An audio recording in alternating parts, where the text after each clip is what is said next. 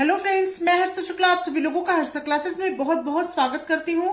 और फ्रेंड्स, आज मैं सुपर टेट 2021 की, जैसा कि आप लोगों को पता है कि प्रिपरेशन मैंने कराना अपने चैनल पे स्टार्ट कर दिया हर्षा क्लासेस के माध्यम से।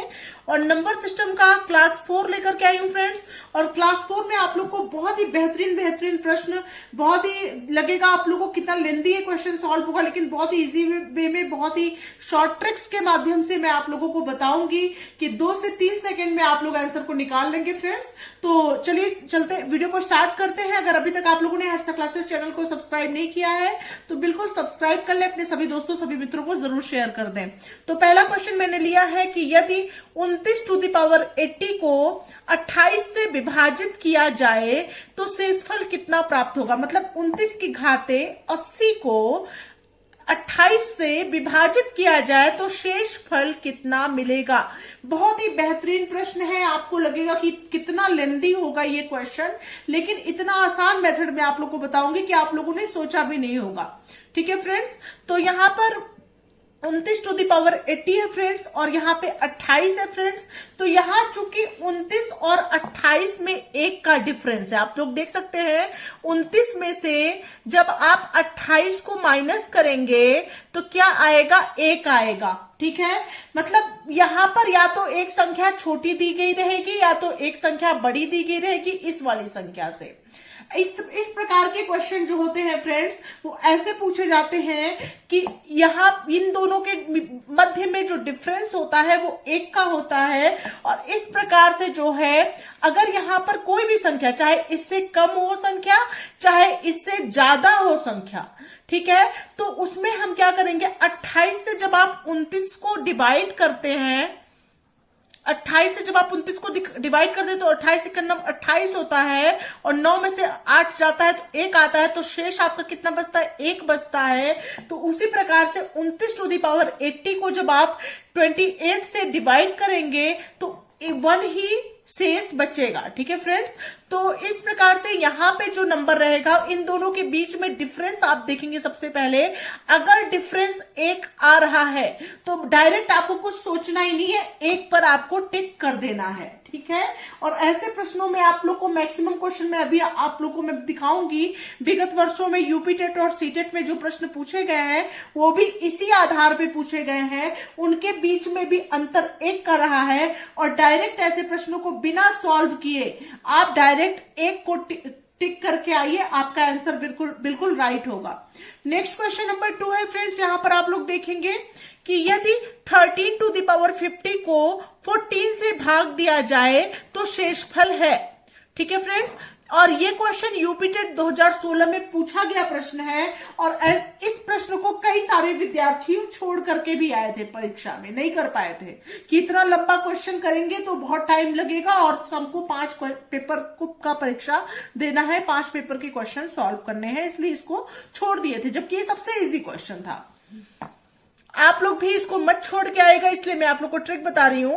13 टू द पावर 50 है को 14 से आपको डिवाइड करना है। मैंने आपको बताया था, चाहे ये वाली संख्या चाहे इससे बड़ी हो 1, चाहे इससे छोटी हो 1, दोनों में ये सेम प्रोसेस अप्लाई होगा। ठीक है, मतलब यहां पे क्या होगा कि आप 14 से 13 को जब आप माइनस करेंगे तो 1 आएगा फ्रेंड्स, और जब 1 का डिफरेंस होता है तो भाग देने पर शेषफल भी 1 ही आता है। ठीक है, तो यहाँ पे ऑप्शन नंबर सी को आप टिक कर देंगे कि ऑप्शन नंबर सी आपका 1 बिल्कुल राइट है, 1 ही शेष बचेगा। होप आप लोग को ये क्वेश्चन भी अच्छे समझ में आ गया होगा। बढ़ते हैं अगले प्रश्न की तरफ, जो कि आपका पुनः यूपी टेट की परीक्षा में पूछा गया है। नेक्स्ट क्वेश्चन नंबर 3 है फ्रेंड्स। यदि 17 टू द पावर 200 को 18 से विभाजित किया जाता है तो शेषफल होगा। बहुत ही अच्छा प्रश्न है, यहाँ भी सेम प्रोसेस, और ये यूपी टेट 2015 में पूछा गया प्रश्न है। आप लोग प्रश्न पत्र यूपी टेट का 2015 का देख सकते हैं, उसमें ये प्रश्न पूछा गया था। ठीक है, तो 17 टू दी पावर 200 है, को 18 से विभाजित करना है। यहां 17 और 18 के बीच में कितना डिफरेंस आ रहा है, एक का अंतर आ रहा है, मतलब 18 में से जब हम 17 को माइनस करेंगे तो एक ही आएगा, या 17 से 18 को जब आप भाग देंगे तो शेषफल कितना आएगा, चाहे माइनस करके आप आंसर समझ लीजिए, चाहे भाग दे के आप आंसर समझ लीजिए। छोटी वाली संख्या से बड़ी वाली संख्या को जब आप भाग देंगे 17 एकम 17 हो जाएगा, 8 में से 7 गया, एक शेष बचा। अतः जो है 17 टू दी पावर 200 को जब आप 18 से डिवाइड करिए, यहां कुछ भी पावर हो, 200 नहीं हो, 20,000 हो पावर, तब भी क्या आएगा, 1 ही आएगा डिफरेंस। हम किसको देखेंगे, 17 और 18 को देखेंगे। ठीक है फ्रेंड्स, तो यहाँ पे डिफरेंस क्या आएगा, एक आएगा। शेषफल तो फिर शेषफल भी क्या होगा, एक ही होगा। ठीक है, तो एक यहाँ पे कौन सा ऑप्शन राइट है, ऑप्शन नंबर सी आपका बिल्कुल राइट है, एक ही आंसर होगा। अब बढ़ते हैं अगले क्वेश्चन नंबर 4 की तरफ। बहुत ही अच्छा प्रश्न है, इसको देखिए कैसे सॉल्व करेंगे। क्वेश्चन नंबर 4 है 2 टू दी पावर 10 माइनस 1 निम्न में से विभाज्य है। तो निम्न में से किससे विभाज्य है ये आपको देखना है। और फ्रेंड्स यहां पर हम क्या करेंगे, 2 टू दी पावर 10 की वैल्यू क्या होती है, 2 को 10 बार आप गुणा कर दीजिए। 2 गुणे 2 गुणे 2 गुणे 2 गुणे 2, 1 2 3 4 5 6 7 8 9 और 10 बार 2 लिख दिए। ठीक है, अब 2 दूना 4 दूना 8 दूना 16 दूना 32 दूना 64 दूना 128 128 दूना 256 256 दूना कितना होता है, 256 दूना होता है 2 छंग 12 2 हासिल 1 2 पंचे 10 1 11 के 1 हासिल 1 2 दूना 4 1 512 होता है, और 512 दूना होता है आपका फ्रेंड्स 1024। ठीक है, तो यानी कि 2 टू दी पावर 10 की वैल्यू आ गई आपकी 1024, और यहां पे दिया गया है -1, तो -1 आप करेंगे तो ये हो जाएगा फ्रेंड्स 1023। ठीक है, 1023 हो जाएगा। अब फ्रेंड्स चूंकि यहाँ पे अब ऑप्शन पे आप जाएंगे, ठीक है, तो ऑप्शन पे कैसे जाएंगे, सबसे पहले 4 को देखेंगे। तो 4 की विभाज्यता का नियम क्या है, 4 की विभाज्यता का नियम है कि इकाई और दहाई के अंक को आप देखेंगे, अगर ये दोनों अंक मिला करके 4 के टेबल में आता है या 4 से डिवाइड होता है, मतलब ये पूरी संख्या आपकी 4 से डिविजिबल होगी। अगर यहाँ पे 24 होता तो ये पूरा 4 से कट जाता। ठीक है, अब आप 10 से देखेंगे तो ये 4 से डिवाइड मतलब नहीं होगी, क्योंकि 4 के टेबल में कहीं भी 23 नहीं आता है। ठीक है, अब 10 से डिवाइड करेंगे तो 10 का क्या प्रोसेस है कि यहाँ पे 0 होना चाहिए, तो 0 तो इकाई के अंक पे है नहीं, तो इसलिए ये 10 से भी विभाजित नहीं होगा। 2 से विभाजित होने की कंडीशन क्या होती है, इकाई के अंक में कोई सम संख्या हो तभी जो है 2 से डिविजिबल होता है। ठीक है फ्रेंड्स, तो ये तीनों तो चला गया, 3 का आता है। अब 3 की विभाज्यता का नियम यह होता है कि सभी संख्याओं को आपस में हम जोड़ देते हैं, जैसे कि 1 + 0 + 2 + 3 आप करेंगे तो 3 2 5 और 1 6 होता है, और 6 जो है आया तो 6 3 के टेबल में आता है, 3 के पहाड़े में 6 आता है, अतः 3 से ये विभाजित हो। तो फ्रेंड्स यहां पे राइट ऑप्शन जो होगा वो होगा आपका डी, यानी 3 से 6 डिविजिबल होगा, अतः ये इसका मान क्या होगा, 3 होगा, मतलब ये निम्न में से 3 से विभाज्य है। बढ़ते हैं अगले प्रश्न की तरफ।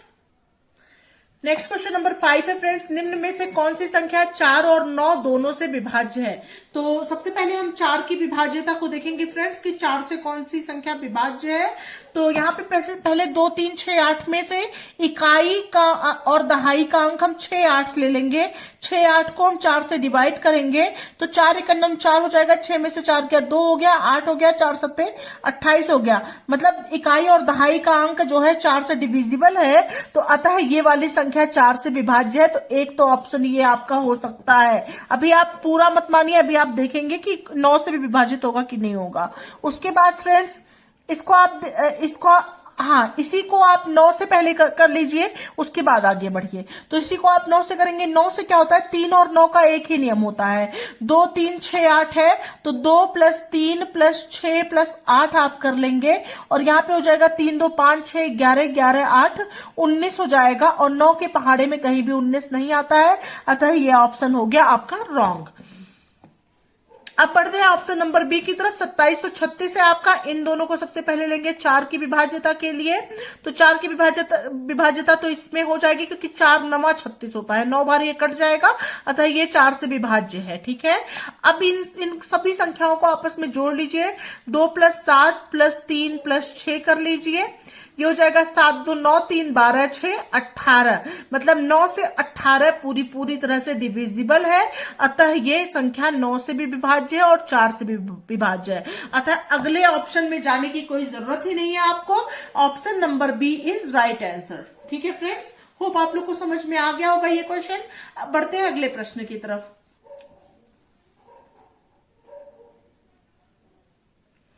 नेक्स्ट क्वेश्चन नंबर 6 है फ्रेंड्स। 1 से 200 तक की कितनी संख्याएं हैं जो 2 और 3 दोनों से विभाज्य हो? बहुत ही अच्छा प्रश्न है फ्रेंड्स।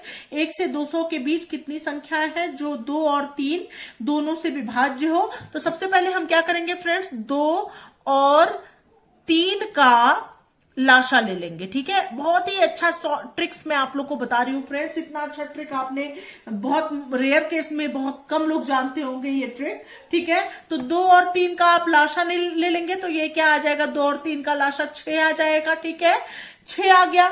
उसके बाद आप क्या करेंगे फ्रेंड्स, 1 से 200 तक की संख्या यहाँ पे दी गई है, तो आप सीधे आप क्या करेंगे, 200 से 1 को माइनस कर देंगे, ये हो जाएगा आपका 199। ठीक है, अब 199 हो गया। अभी आप क्या करेंगे, 6 से 199 को आप डिवाइड करेंगे, जो लासा आया है उससे आप 199 को डिवाइड कर देंगे, तो ये जगह 6 त्रिक 18, 1 19 और यहाँ पे 9 त्रा 6 त्रिक 18। ठीक है, यहाँ पे अब इसके और जाने की जरूरत ही नहीं है, शेष 1 बच रहा है ये नहीं देखने की जरूरत है। यहाँ पे 33 आ गया। ठीक है, तो 33 आ गया, अतः ऑप्शन नंबर ए बिल्कुल राइट है कि 33 इज राइट आंसर। अब बढ़ते हैं अगले प्रश्न की तरफ। नेक्स्ट क्वेश्चन नंबर 7 है फ्रेंड्स। 100 से 400 के बीच कितनी संख्याएं हैं जो 5 और 7 दोनों से विभाजित हो? इसको देखिए कैसे सॉल्व करेंगे। अभी तक 1 से 200 के बीच संख्या थी, अब 100 से 400 के बीच संख्या है, तो सबसे पहले वही प्रोसेस 5 और 7 का आप क्या निकालेंगे, एलसीएम निकाल लेंगे।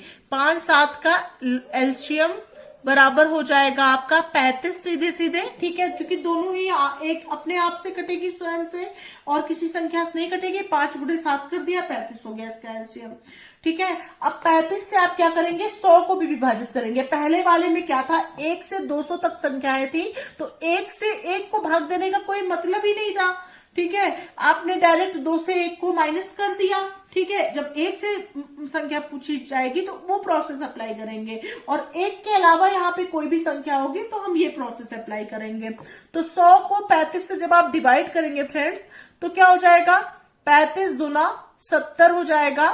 ठीक है, 0 10 में 7 गया 3, तो यहाँ पे 2 आ गया सीधे सीधे। अब इसकी तरफ नहीं ध्यान देंगे, यहाँ पे क्या आ गया, 2 आ गया, तो पहले वाले का क्या हो गया, यहाँ पे 2 हो गया। ठीक है, अब उसके बाद 35 से 400 को डिवाइड करेंगे, तो 35 से जब आप 400 को डिवाइड करेंगे फ्रेंड्स, तो ये हो जाएगा 35 से कन्नम 35। ठीक है, 10 में से 5 गया 5 और कट्टम कुट्टा यहाँ 0 बढ़ गया, 35 से कन्नम 35। ठीक है, अब यहाँ पे क्या आ गया, यहाँ पे 11 आ गया। ठीक है, अब पहले वाले का 2 हो गया और दूसरे वाले का क्या हो गया, 11 हो गया।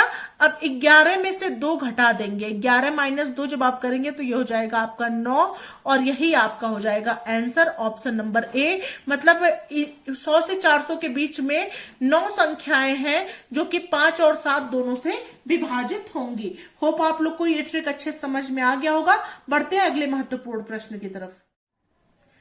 नेक्स्ट क्वेश्चन नंबर 8 है फ्रेंड्स। 1 सही 1/2 में कितने आधे हैं? ठीक है, तो 1 सही 1/2 में कितने हाफ हैं? तो आप क्या करेंगे, 1 सही 1/2 को डिवाइड करेंगे 1/2 से। ठीक है, क्योंकि आधे की बात की जा रही है, तो 1/2 से आप डिवाइड कर देंगे, तो ये हो जाएगा 2 1 2 1 3/2 और गुणे यहाँ पे 2 ऊपर चला जाएगा, 1 नीचे आ जाएगा, 2 से 2 कट गया, ये हो जाएगा आपका 3। ठीक है, तो ऑप्शन नंबर सी बिल्कुल राइट है कि 3 आंसर सही है। ठीक है, नेक्स्ट क्वेश्चन नंबर 9 पर आएंगे फ्रेंड्स। 6/5 में कितने 1/10 है? तो 6/5 करेंगे और डिवाइड करेंगे 1/10 से, और यहाँ पे हो जाएगा 6/5 और गुणा करेंगे तो ये ऊपर संख्या चली जाएगी, ऊपर वाली नीचे आ जाएगी, 10/1 हो जाएगा। होप आप लोग को समझ में आ रहा होगा अच्छे से।